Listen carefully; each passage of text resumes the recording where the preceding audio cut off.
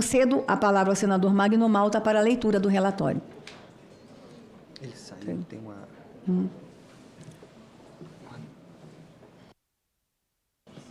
Essas cadeiras baixas pra caramba. Não levanta não. Vem aqui do lado. Opa, obrigado, irmão. Senhora presidente, senhores senadores, senhoras senadoras, essa proposta de lei da senadora Rosana Martinelli, ele é altamente meritório. Fico à vontade para relatar esse projeto, até porque sou armamentista, e é dever do Estado dar ao cidadão, conforme a lei, segurança, educação, tudo isso é dever do Estado. Mas na ausência do Estado, o cidadão fica despido na chuva, sem saber a quem recorrer. Eu passo ali o projeto, ele é rápido, e vou dar o meu relatório da Comissão de Direitos Humanos e Legislação Participativa sobre o projeto de lei 3272 de 2004 da senadora Rosana Martinelli. Vem ao exame da Comissão de Direitos Humanos e Legislação Participativa o projeto de lei 3272 de 2004, de autoria da senadora Martinelli, para a finalidade.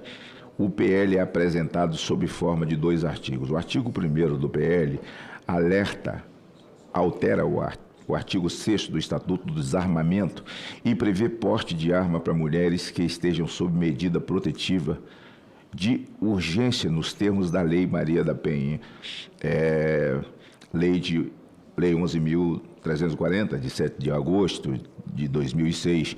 Por sua vez, o inciso 8º e 9º traz desdobramentos. Para essa disposição do inciso 8º, estabelece que o porte de arma de fogo para mulheres atentadas por medidas protetivas de urgência será condicionada à comprovação dos requisitos previstos nos incisos 1, 2 e 3 do caput do artigo 4 do Estatuto do Desarmamento. Já o inciso 9 dispõe que, uma vez revogada a medida protetiva, a proprietária da arma de fogo deverá mantê-la exclusivamente em sua residência ou domicílio, ou em dependência desses locais, ou ainda em seu lugar de trabalho, caso ela seja a titular ou responsável legal pelo estabelecimento ou empresa.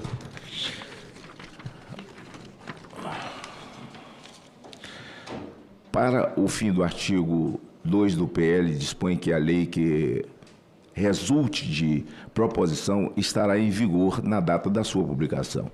Na justificação, a autora da iniciativa enfatiza que a medida justifica pelo princípio da legítima defesa e pelo direito à vida, ambos garantidos pela Constituição Federal. Argumenta ainda que em situações de extremas e que a ameaça à integridade física é clara e presente, a possibilidade de portar uma arma pode funcionar como um difusor para o agressor, além de fornecer à mulher o meio de defesa eficaz em um momento de urgência. A matéria foi despachada na CDH e, posteriormente, seguirá para análise da Comissão de Segurança Pública.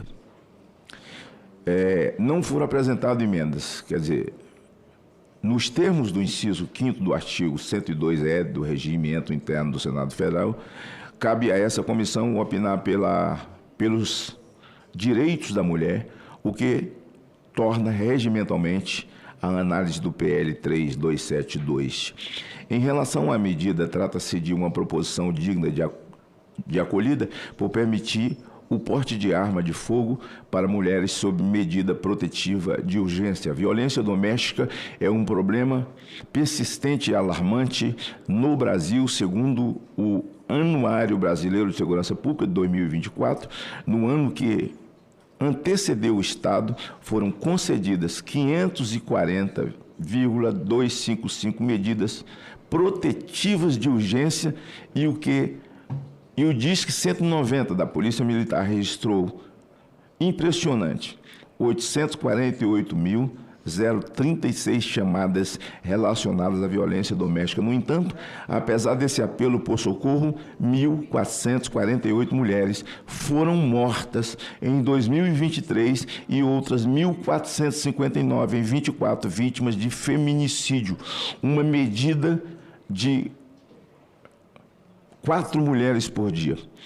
O que observamos mesmo com toda a rede de proteção, os esforços do sistema de justiça para proteger mulheres de seus agressores, isso ainda não se mostra suficiente. Muitas das vítimas de feminicídio já possuem medidas protetivas de urgência contra agressores. Ouça que essa medida, embora importante e necessária, por si só, não impedem agressor descumpra a ordem judicial e tente novas investidas contra a vítima. Por isso, o porte de arma possibilitará que essas mulheres tenham uma ferramenta concreta para se proteger diante de uma ameaça real e eminente. Outro ponto fundamental levantado pela autora do PL, senadora Rosana Martinelli, é o efeito decisório da medida. O simples fato de o agressor saber que a vítima pode entrar e está armada pode levá-lo ao recrudescimento de desrespeitar a medida protetiva de urgência. Outro aspecto relevante é que o direito à legitimidade e à defesa deve ser assegurada de maneira efetiva às mulheres que enfrentam ameaças concretas já em suas integridade física. Muitas dessas vítimas vivem em constante estado de alerta, temendo novas investidas dos seus agressores, que não raramente descumprem medidas protetivas sem que o poder público consiga intervir a tempo. O acesso ao porte de arma, portanto, não é uma concessão arbitrária, mas uma forma de corrigir essa lacuna na proteção estatal, permitindo que a mulher tenha um meio de legítimo e proporcional de defesa em situação de risco iminente. Trata-se, como última instância, de garantir o direito fundamental à vida. Ainda assim, é possível que surjam questionamentos baseados em uma visão preconceituosa sobre a capacidade de mulheres operarem uma arma de fogo e sobre o risco adicional que isso pode representar. No entanto, essa visão ignora a autonomia e a competência da mulher em situação de defesa pessoal. A proposta nesse sentido foi cuidadosa ao condicionar o porte de arma ao cumprimento dos requisitos legais exigidos pelo Estatuto do Desarmamento, requisitos esses que não se baseiam em gênero,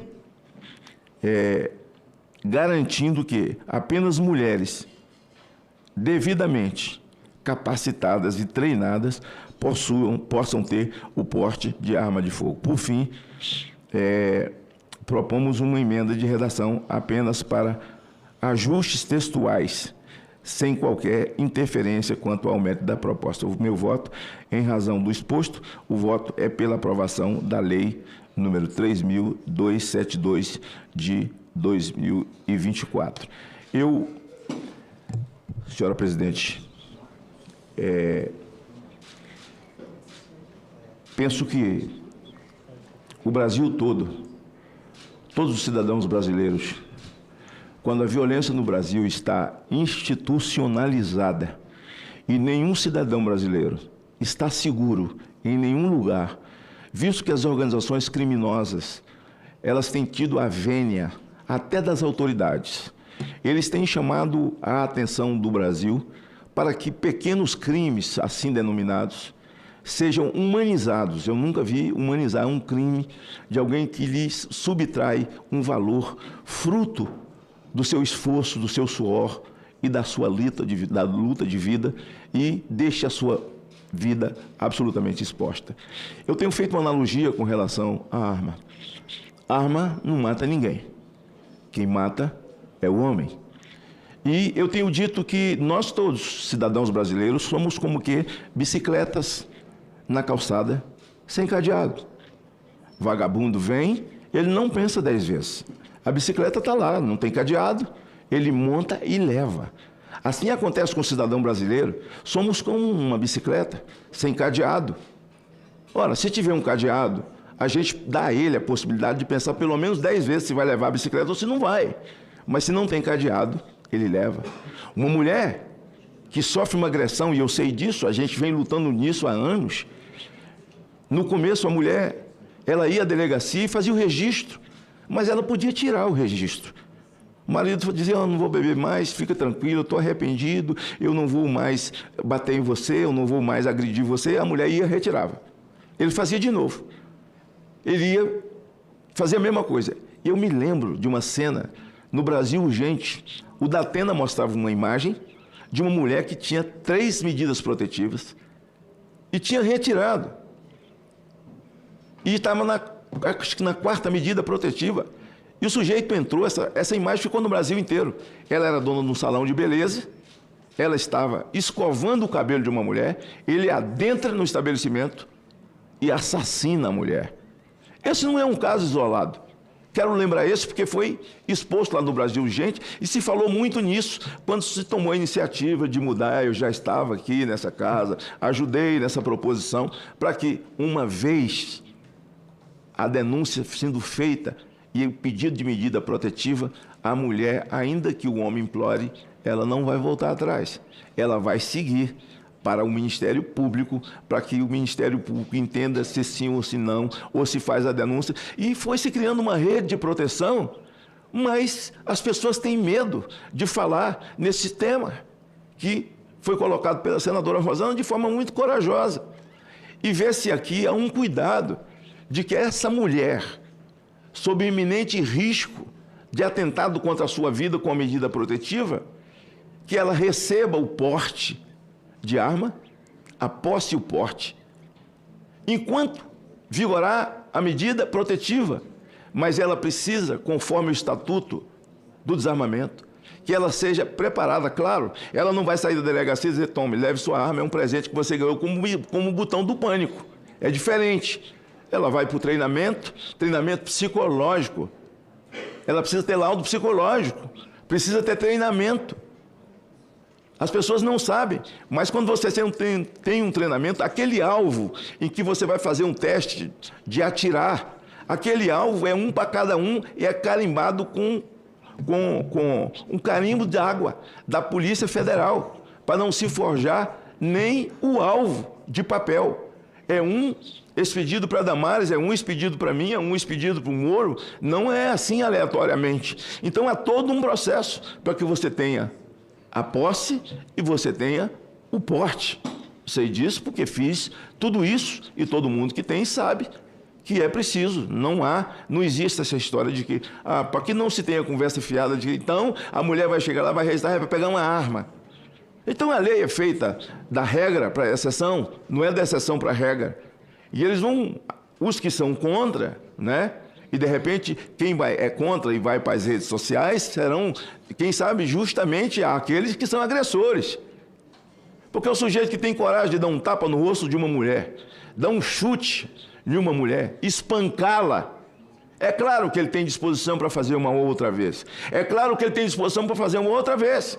Agora, se ele souber que essa bicicleta, que ele usou da forma que quis, tem um cadeado a partir de agora, ele vai pensar 10 vezes antes de tomar atitude. Por isso, senhora presidente, senhores senadores, o meu voto é favorável.